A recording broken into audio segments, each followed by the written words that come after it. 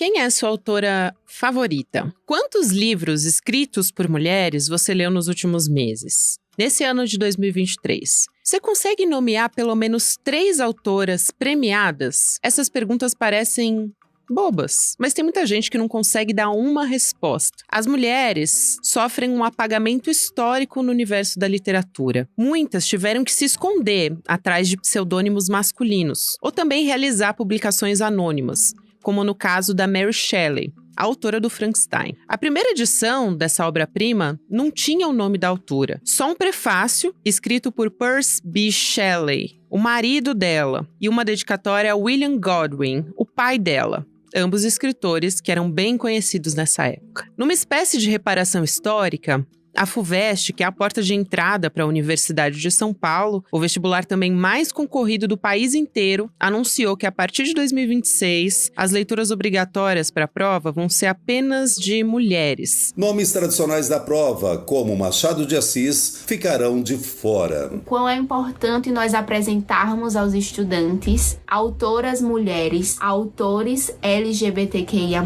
autores negros e indígenas, desde a educação básica, para que eles tenham contato com literaturas diversas. Mas essa lista só vale até 2028, então ela é temporária, mas contempla grandes escritoras da língua portuguesa brasileira e estrangeira, como a Clarice Lispector, a Conceição Evaristo, Jaimília Pereira de Almeida, Júlia Lopes de Almeida, Lígia Fagundes Telles, Narcisa Amália, Nízia Floresta, Paulina Chiziane, Raquel de Queiroz e Sofia de Mello Breiner Andressen. Segundo o Conselho da FUVEST, essa mudança vem para valorizar o papel das mulheres na literatura, não só como personagens, mas também como agentes ativas dessa história. A presença de autoras mulheres é crucial, não só pela representatividade, mas também pela contribuição que essas mulheres fazem na literatura através de suas perspectivas, de suas vozes, de suas opiniões, trazendo para a literatura uma riqueza de pontos de vista nas obras. No livro Opúsculo Humanitário, que está na nova lista da FUVEST, a autora Nízia Floresta escreveu,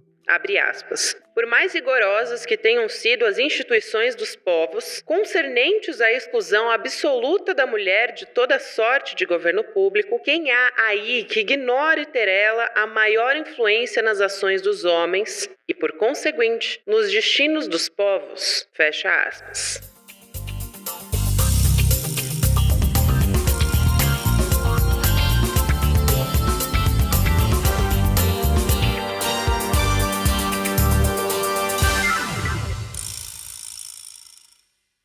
Quarta-feira, 20 de dezembro de 2023.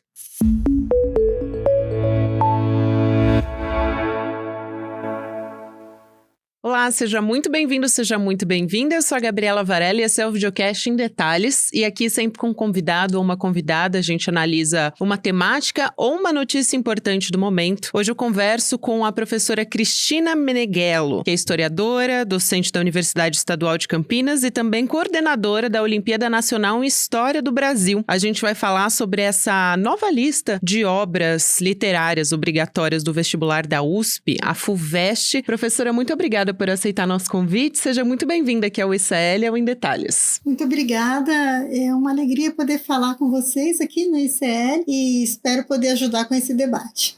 Vamos nessa, então. É um prazer, professora. E antes de mais nada, eu queria pedir para a senhora ajudar a gente a entender os critérios utilizados para alterar essas obras literárias da FUVEST e por que elas geraram essa polêmica toda, né? Alguns acadêmicos, críticos literários dizem que essa proposta, essa mudança, eles chamam de caráter militante, também de exclusão de grandes escritores brasileiros. A presidente do Conselho Curador da FUVEST, que também é vice-reitora da USP, que é a Maria Arminda do Nascimento Arruda, ela deu uma das entrevistas a respeito disso, falando que essa mudança vem para valorizar o papel das mulheres na literatura, não só como personagens desses livros de ficção e tudo mais, mas também como autoras, porque por muitos anos, por muito tempo, ainda continuam sendo alvo de décadas de invisibilidade, né? Por serem mulheres, justamente. Então, queria ouvir a senhora a respeito disso, por favor.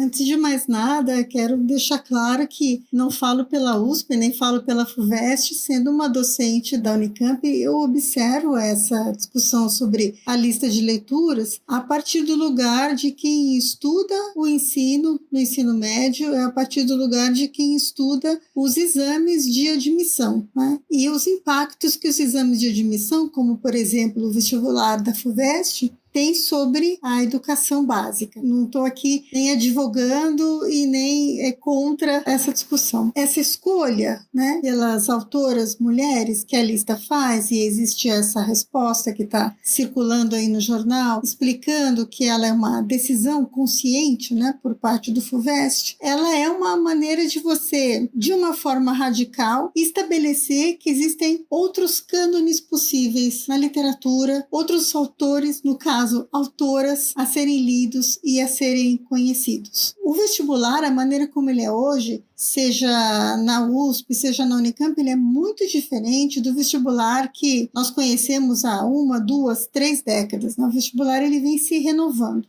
E a escolha por essas autoras, eu acho que é proposital, né, para justamente dar esse impacto, mostrar que existem outras literaturas, outros lugares, né, a partir dos quais as pessoas produziram no passado e continuam a produzir literatura. A reação que a gente teve, aqui também eu não me coloco como uma especialista em literatura, porque eu não disputo o lugar de excelência que os intelectuais que assinaram essa carta protesto têm justamente na sua área de especialidade, que é a literatura, o ensino da literatura. Mas que me parece, assim, que é uma reação exagerada, alarmista, em relação a essa alteração da FUVEST. Por que exagerada? Exagerada porque não é a lista de leituras de 3 vestibulares, né? Essa é a lista que vale por 3 vestibulares, não é essa lista que determina o que é ensinado na escola, no ensino médio. O que as universidades pedem tem uma influência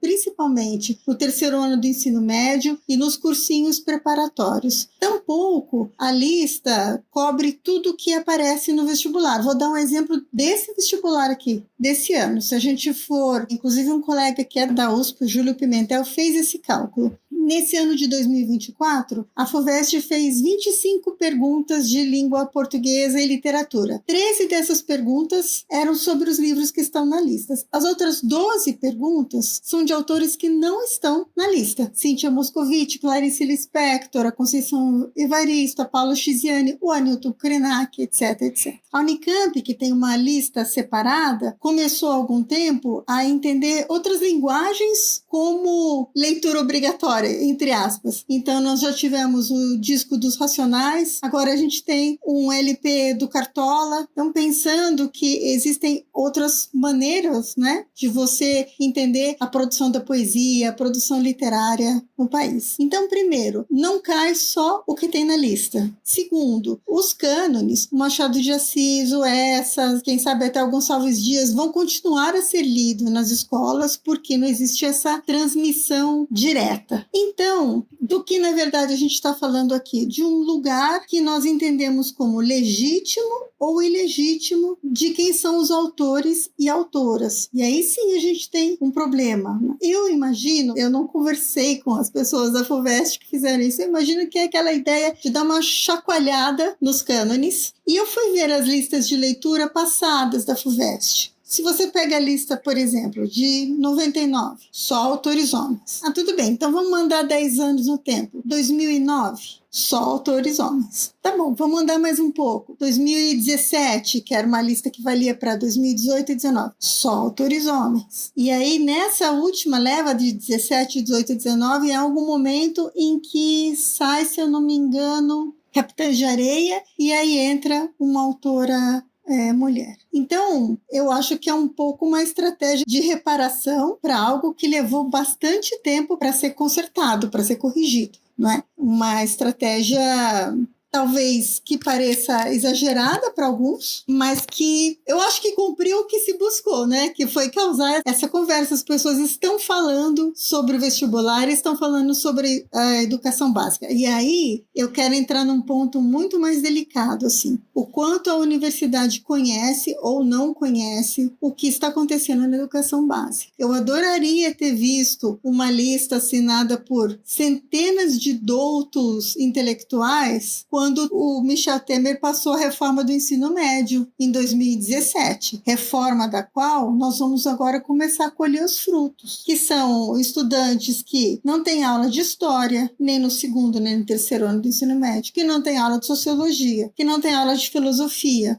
A depender do percurso, não tem aula de química e nem de física. Esse é um dano enorme ao ensino, enorme, muito maior do que qualquer pretensa lista de leituras, que tem um impacto também, eu acho que no consumo e na venda de livros, então a gente não pode fingir que não sabe que isso impacta também nas editoras, que isso impacta também na venda de livros, etc. Mas de que ensino médio a gente está falando? Então eu muitas vezes percebo nas pessoas da universidade, assim, quando elas falam da escola, elas falam ou da escola onde elas estudaram, ou da escola onde os filhos ou netos delas, porventura, estejam estudando, mas não é uma visão global, uma visão macro do que é o ensino hoje. Essa visão macro do que é o ensino hoje nos deixa muito preocupados. Nos deixa preocupados porque mesmo as listas obrigatórias com os grandes autores, e eu jamais direi que não são grandes autores, né, os que compunham as listas antes, elas se transformam em resumos ou em vídeos. E os jovens leem os resumos ou assistem os vídeos e aí sentam a sorte na hora de fazer os vestibulares. Então,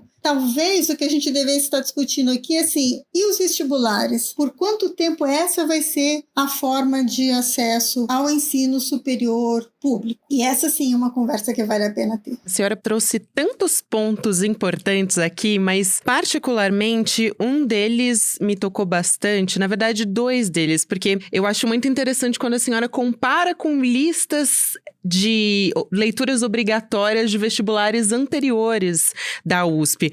Então, quando a gente fala, por exemplo, de Raquel de Queiroz, de Clarice Lispector, são autoras consagradas que furaram uma barreira muito dura na academia para conseguir fazer parte, figurar nessas listas obrigatórias, como é a da FUVEST, que é um dos maiores vestibulares do país. Agora, diversas críticas já foram feitas à FUVEST e também a vestibulares nesses mesmos moldes. E aí a senhora trouxe, por exemplo, exemplos de como os vestibulares podem se modernizar e pensar em outras formas de avaliação, assim como a Unicamp fez, trazendo, por exemplo, um LP do Cartola, mas, de maneira geral, por ser um mecanismo de avaliação que a gente pode pensar, por exemplo, que não contempla quem não estudou em escolas de ponta, ou seja, de que esses critérios seriam elitistas. E aí eu falo de um lugar de quem justamente estudou em escola pública e ficou 3 anos sem ter aula de física. Eu fiz parte desses alunos que tiveram uma defasagem muito grande de ensino e tive que enfrentar também, como até hoje acontece, esses vestibulares que tinham ali questões de matemática, física, química iguais para todos os alunos de todos os lugares do Brasil. Agora, a senhora acha que essas transformações, como por exemplo essa obra que alguns especialistas estão avaliando como uma medida radical de obras escritas só por mulheres, e é importante dizer aqui que isso é uma proposta temporária, né? Essa lista é entre 2026 e 2028, quer dizer, não é para sempre que essa lista está sendo proposta. Mas vamos lá, transformações como essas são tentativas de dialogar com essas mudanças na nossa sociedade, de ser mais inclusiva e, consequentemente, pensar também em outras formas de como as pessoas estão consumindo a literatura hoje? Eu acho que aqui você acertou, assim, em cheio ao entender a questão por esse lado. Acho que se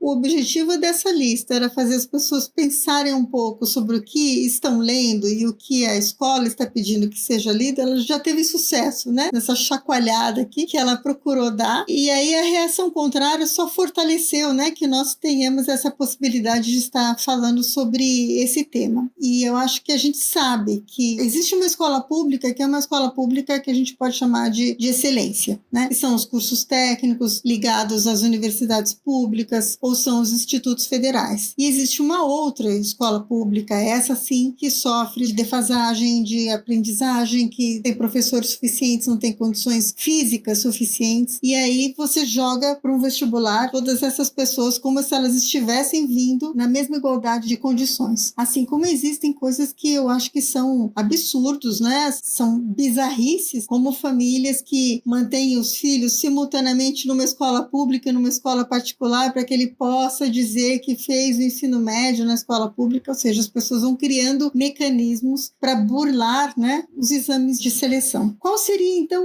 o caminho para isso? Primeiro, vamos começar lá atrás disso que você falou, reverter a reforma do ensino médio, né? A proposta que a gente tem atualmente é que ela seja parcialmente revertida. A gente não vai dizer que o ensino médio era excelente, mas isso que foi criado é excludente, é muito ruim. Então, eu acho que essa é a luta de fundo. Uma lista só de autoras mulheres, se a gente reage e fala assim, não, mas por que fizeram assim? Por que não foram aos poucos? Por que não puseram uma autora para a gente ir acostumando? Aí punha 3, aí depois punha meio a meio. Eu acho que tem coisas que não podem esperar. Quando surgiram as cotas, né? PPI, como a gente fala aqui em São Paulo, né? Pretos, pardos e indígenas, muita gente falou assim, não, mas não é na ponta da universidade que tem que fazer essa alteração. A gente tem que melhorar a educação básica, a gente tem que melhorar lá nos cursos primários. Não adianta. Essas pessoas têm 18 anos hoje. É hoje que elas precisam da oportunidade de vir para a universidade. A gente não pode sempre reagir dizendo que tem que melhorar lá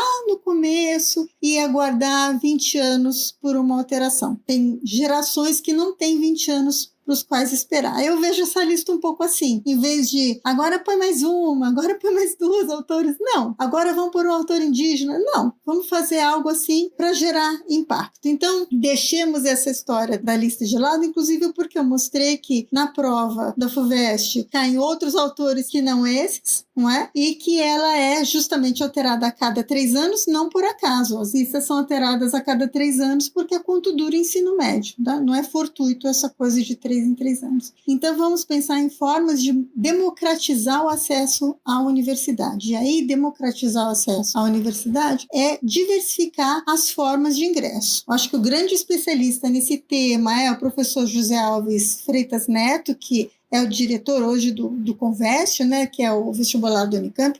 Aliás, já é a segunda gestão dele como diretor, então foi ele que implementou a questão das cotas, implementou o vestibular indígena, que é uma grande conquista da Unicamp, mas diversificou as formas de acesso. Então tem o projeto que é o Profis, que é aquele em que o aluno com mais alta nota das escolas de educação básica, né, do ensino médio público, ao redor de Campinas, todos eles vêm para a Unicamp e fazem 2 anos de um curso de acesso a partir do qual eles já ingressam automaticamente nos cursos. Hoje a gente tem as vagas olímpicas, ou seja, os alunos com um grande desempenho numa Olimpíada de matemática, de física ou de história entram também automaticamente. Então, por exemplo, no curso de História, nós temos 2 vagas olímpicas. O aluno ou aluna que teve medalha de prata, de ouro, excelente desempenho, faz uma prova adicional, entra no curso de História, sem passar pelo funil do vestibular. Então, essas são atitudes, assim como também usar o Enem, usar outras notas. Agora, tem também o Provão Paulista. Essa fragmentação, ela é positiva. A gente percebe isso sendo docente na universidade. A classe para a qual eu dou aula hoje, em 2023, não é a composição da classe que eu dava aula há 10 ou 20 anos atrás. E aí é essa transformação que nos transforma também, né? Como docentes, transforma também, nos obriga a repensar a forma de dar aula, nos obriga a repensar a prática. É isso que vai redemocratizar o acesso à universidade. No mundo ideal, existiria uma vaga na universidade para cada aluno que está no ensino médio. No mundo real não é assim. As tentativas de criar vagas nas faculdades particulares que foram feitas nos governos petistas, né, surtiram efeitos positivos e negativos, e as universidades públicas paulistas continuam sendo esse bastião da excelência, mas essa excelência tem que ser democratizada. Então, eu acho que aí não é tanto pela questão do fez a lista, não fez a lista, mas pelas formas de acesso, né, e formas de permanência também, porque esses estudantes, uma vez dentro da universidade, têm que ter garantido a sua permanência, a sua alimentação, a sua moradia, bolsas, né, que o ajudem a cumprir, né, os anos do seu curso. É dessa maneira que a gente vai transformar o ensino. Não é também sentindo-se ameaçado, né, a cada novidade. Eu acho que é tão importante essa ponderação, todas essas que a senhora está trazendo aqui, professora, porque a gente está falando não só de uma lista, é muito mais profundo do que isso, né? Essa mudança, a gente está falando de tantas coisas. Por exemplo, essa ausência desses autores como Machado de Assis, o Érico Veríssimo, que vão voltar a figurar nessa lista da FUVEST a partir de 2029, então ela sendo momentânea, e eu tô reforçando isso mais uma vez, eu queria perguntar de que maneira esses críticos, essas pessoas, por exemplo, que estão falando que seria uma espécie de prejuízo na aprendizagem desses alunos, de que forma? Porque a gente está falando de autores tradicionais, de clássicos, que são importantíssimos para a formação desses alunos, mas que eles deveriam fazer parte do ensino desses alunos como um todo, né? Durante o curso da aprendizagem no ensino médio. E aí também os representantes da USP, reitores, também o diretor executivo da FUVEST, eles fizeram um artigo defendendo justamente essa lista, dizendo que tradicionalmente o cânone literário tem valorizado autores já consagrados que não podem ser negligenciados na formação dos estudantes. Quer dizer, que isso vai permanecer ou deveria permanecer quando a gente está falando aqui nas escolas, mas que essa é uma abertura para outras criações literárias.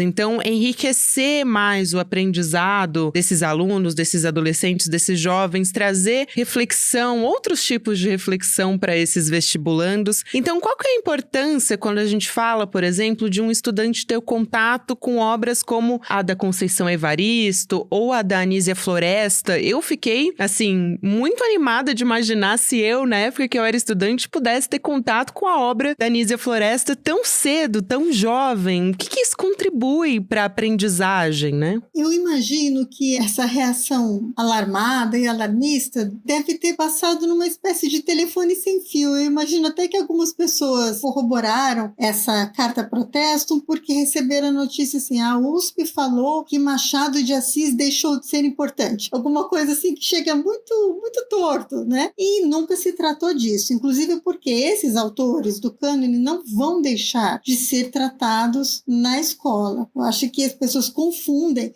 a lista que uma universidade faz de leitura, que é uma lista obrigatória, mas não exclusiva, com o que são as bases nacionais comuns curriculares, o que tem que ser estudado em cada disciplina, etc. Então, aí eu acho que não é uma questão de má fé, eu acho que é uma questão de desconhecimento profundo sobre a realidade da educação básica. Sobre isso, as pessoas podem ser criticadas. Eu acho que a universidade já passou essa fase, que era legal a universidade achar que ela estava nos píncaros, né? E que ela não precisava entender como é a educação básica. Ela deve entender como é a educação básica. Então, partindo do princípio que a lista não é exclusiva, de que os autores podem entrar e sair da lista, de que as pessoas não vão deixar de saber quem é Machado de Assis, se é que elas sabem, porque eu volto a insistir que no ensino público médio os alunos estão lendo resumos, estão assistindo série da TV que recontou a história clássica, então não é a leitura e a compreensão profunda, né, a transformadora que a literatura nos traz, não está sendo ameaçada pela lista da FUVEST, não, a ameaça está em outros lugares. Mas aí vamos pensar nisso que você sugeriu aqui, nos ganhos, né? O que significa para uma jovem estudante de 14, 15 anos indo para o ensino médio, ler autoras, né?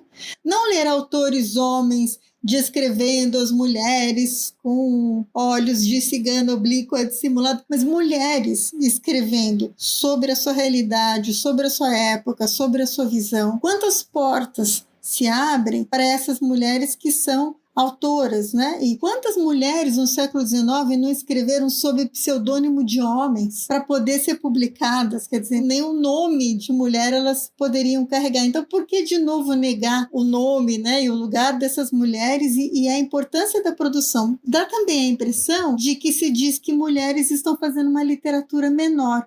Colocou na lista, tirou os grandes nomes para favorecer. Elas não precisam ser favorecidas por ninguém. Elas também são literatas. Nós não estamos fazendo uma concessão de dar a mulheres autoras um lugar que elas não mereçam. A gente só está discutindo quem faz as listas, quem decidiu quem iam ser os grandes nomes, quem decidiu quem ia entrar naqueles livros que a gente tinha, grandes obras da literatura brasileira. Quem é que escrevia aquilo e não colocava, por exemplo, uma Anísia Floresta ou outras autoras, a Maria Firmina dos Reis, outras autoras? Por que elas não estavam listadas? Vamos transformar isso para a história da arte. Compra na década de 2000, você vai lá na banca de revistas e compra grandes gênios da pintura. Tem uma mulher, duas. Agora, por sorte, vai ter 2, 3 mulheres. Não existem pintoras? Sim, existem. Só que elas não estão na academia, não estão nas paredes dos museus, e aí elas entram numa espécie de invisibilidade,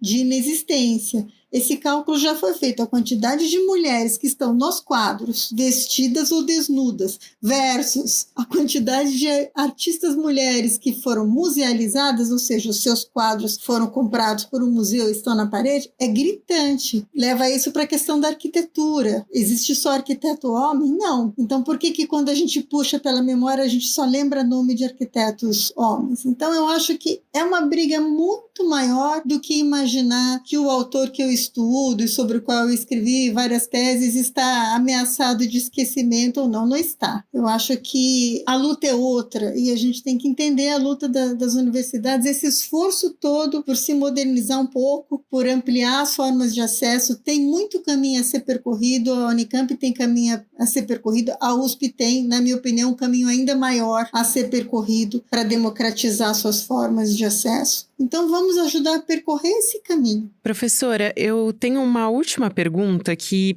eu queria trazer um trecho aqui de um artigo que foi publicado no site A Terra Redonda, que se propõe a ser um espaço de reflexão crítica. Então, vou abrir aspas e esses professores, esses autores dizem o seguinte: o critério de seleção de um único perfil de autoria, falando justamente da lista, né, tampouco guarda coerência com a inclusão, dada a exclusão de escritores negros, a representação LGBTQIAPN+, e a dos povos indígenas. Em outro traço, a produção letrada do Brasil Colônia desapareceu do rol de obras num provável descarte do que se acredita antigo, entre aspas, né? E aí eu fecho aspas aqui e vale ressaltar que dessas autoras, dessas 9 autoras dessa nova lista que foi proposta, 3 são mulheres negras. A senhora acha, professora, que a lista de fato desconsidera outros marcadores sociais, questões de interseccionalidade? É uma questão que também precisa ser aprofundada, como essa que a gente conversou agora, de incluir, por exemplo, escritores indígenas. A senhora, por exemplo, citou aqui Ailton Krenak, enfim, e outros autores consagrados da literatura indígena